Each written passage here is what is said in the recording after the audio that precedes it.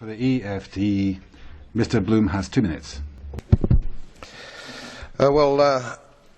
Commissioner, Mr. President, I rise again, I'm afraid, to make the same old hoary speech that I've been making here for several years, and that is, it is my opinion that you do not really understand the concept of banking.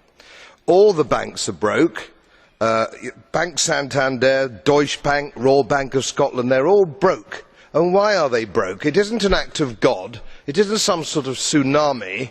They're broke because we have a system called fractional reserve banking, which means that banks can lend money that they don't actually have. It's a criminal scandal, and it's been going on for too long. To add to that problem, you have moral hazard, a very significant moral hazard from the political sphere.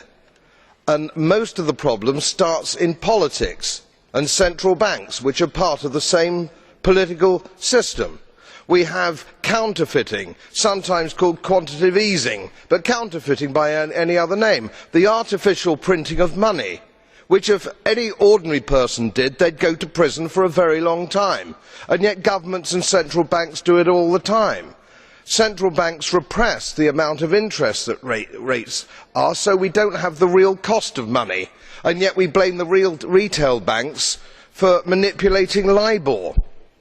The sheer effrontery of this is quite astonishing. It's central banks that manipulate interest rates, Commissioner.